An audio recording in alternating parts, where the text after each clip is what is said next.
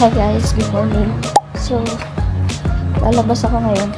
So, surprise ko yung mga nakilala kong solo traveler. Punta ko sila sa hotel ngayon. Nandito na ako.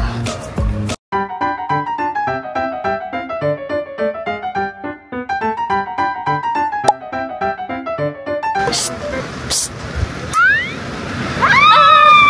Ang tagal lang rin!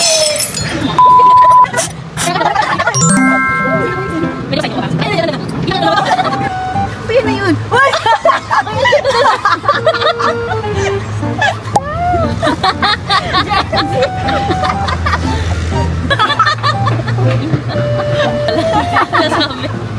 Ako nga kaya deep talk. Napaka-deep pa.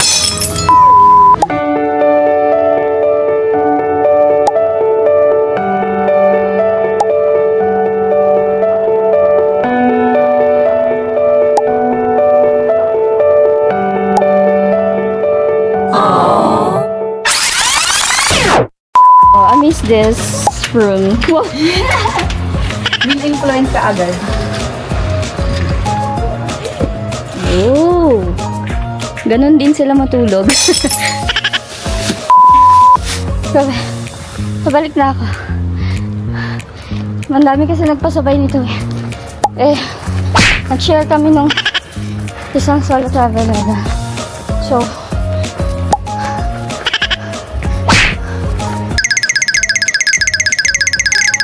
nakakahingal siya. Kasi may mga uphill. Okay, so sa third floor yung restaurant.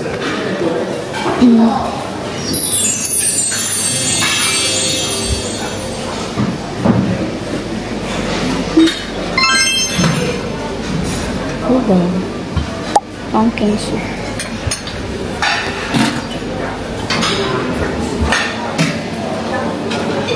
Stir-fried chicken. Ay, yung parang karaoke. Spring rolls? Wala.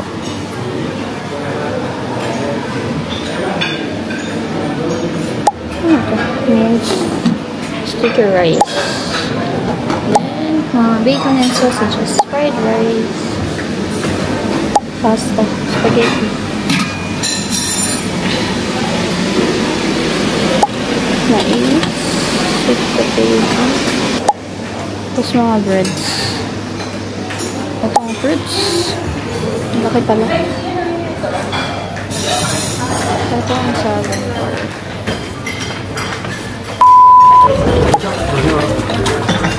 May kayo kuya ito dito.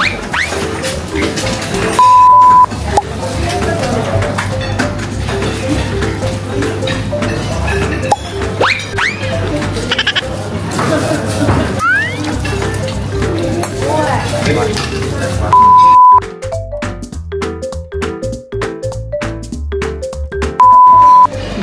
So, breakfast muna.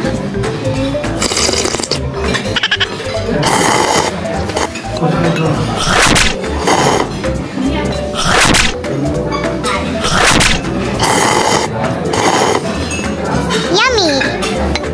Saan lang ang loob yung yung kasama naman. Parang papaitan mo. Ang daming food choices. May pang Korean.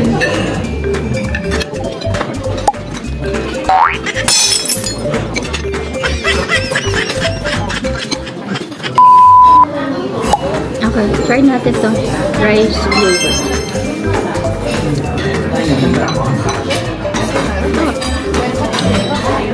Wala na kami ano ngayon eh, itinerary. Tignan na lang namin kung saan magpupunta mamaya. Since 1 PM ang checkout namin, then 4:30 pa yung bus. Going to Hanoi.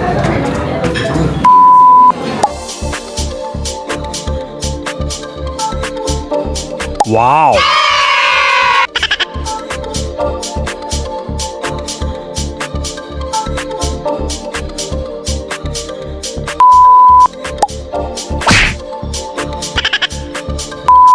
Try natin ito.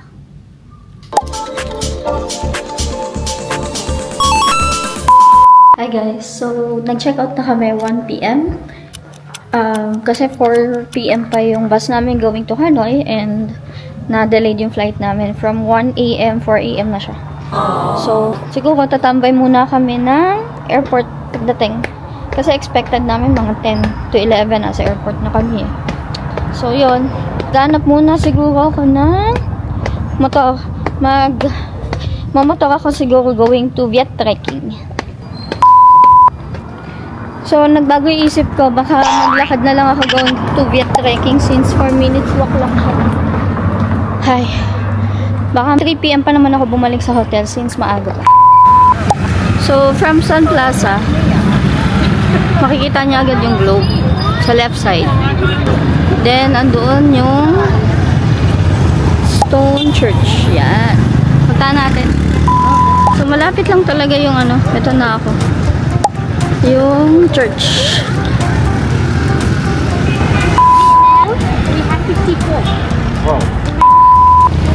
Okay, so tapos ako mag-picture dun sa church.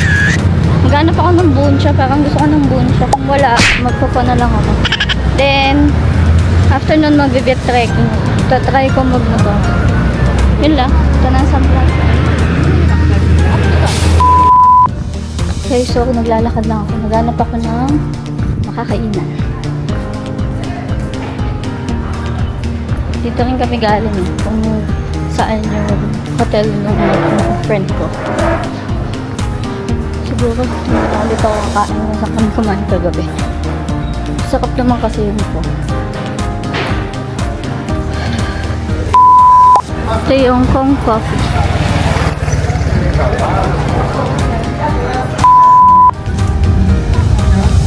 Okay, so bigo ako motor. Papunta ng Viet Trekking. Ay, kasi hindi nila ako maintindihan.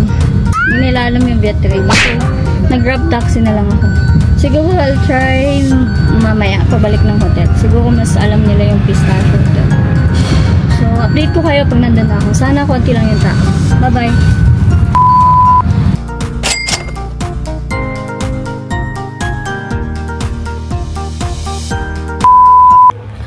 Diyos ko, napakalapit lang pa sa pistachio.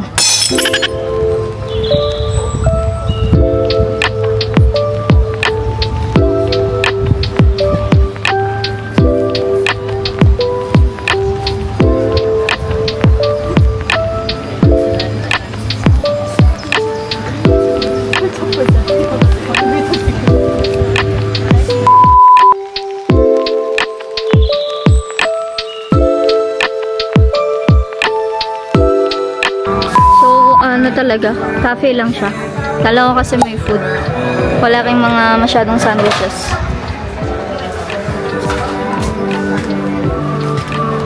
Then ito yung labas. Kita talaga yung view ng monorail.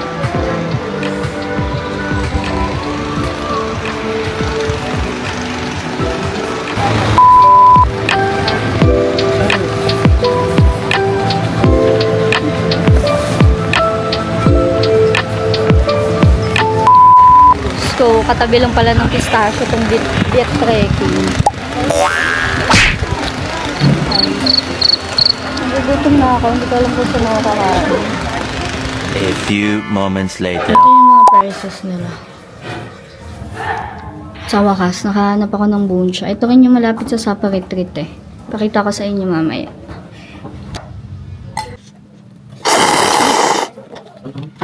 Sarap talaga ng flavor ng bunsya. Parang siyang barbecue. Ito yung laman.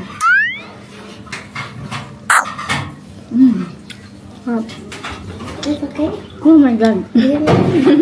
This is included? Yeah. Free? It's free for you. Thank you. Free daw ako. Mahilig talaga nila dito sa gulay. Laging may lettuce. Gusto ko lang naman kumain. Yummy! Nakaiwalay talaga yung noodles. Basta puno siya.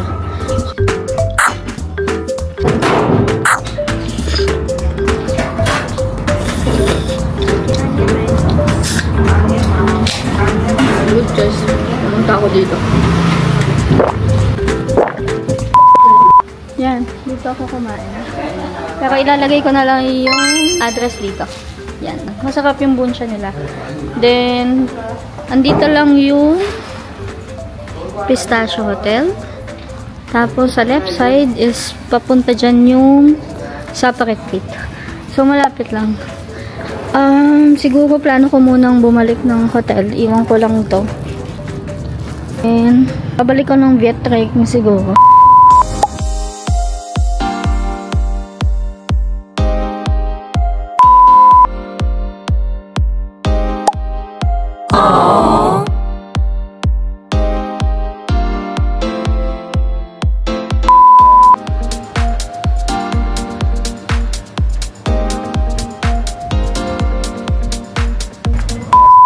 Sa mga kuha ko sa monorail.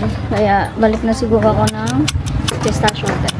Sa lobby na lang ako maghihintay. Tapos mag-grab taxi na lang ako going sa pick-up point ng sleeper bus or yung cabin bus. Nabook ko yan from Klook. So magagamit nyo yung promo code ko doon. It's Lorraine Lilyave Klook for 5% discount.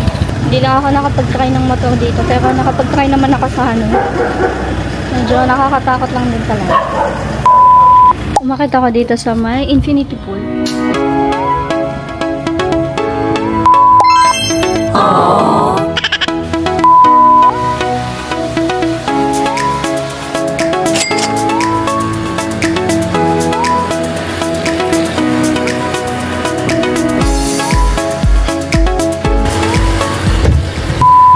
Okay, so dito yung bigay ng ticket for the bus.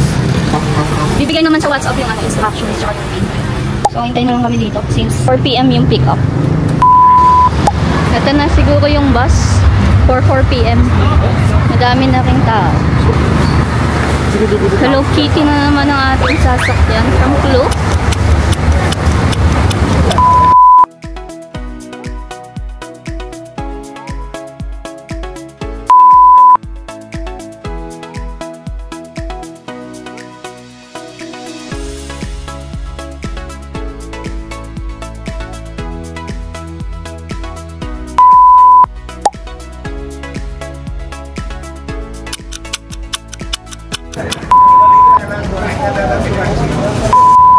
Hi guys, so hindi na ako masyado nakapag-video dun sa baba. Yung Songhong Lounge is, di ba, from boarding gate 28, aakyat lang. Yan. So, nag-escalator lang ako. Then, ito na yung lounge. Yes. Tingnan natin kung pwedeng JCB. So, may salad corner. Woo! Cereals, juice, coffee, chocolate.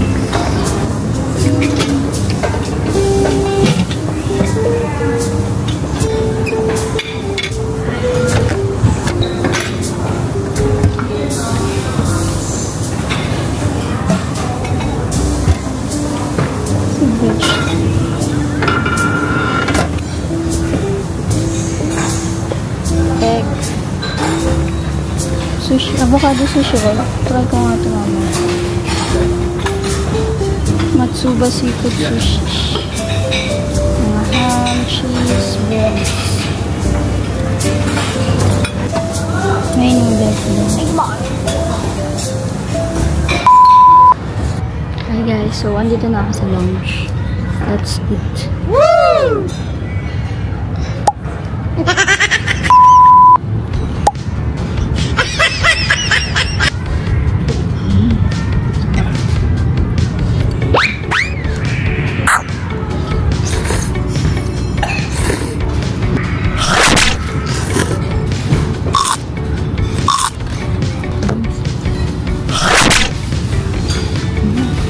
Ito na curry.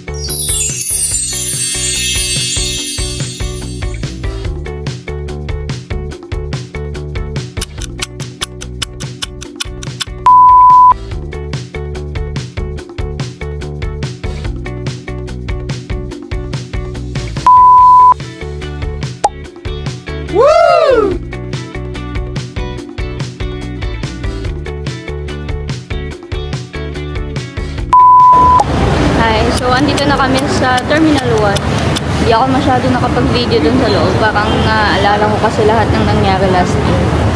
Parang ayoko nang alalahanin. Parang nagiging emotional na ako eh. Kasi parang siguro naalala ko lahat ng hirap na nangyari noon.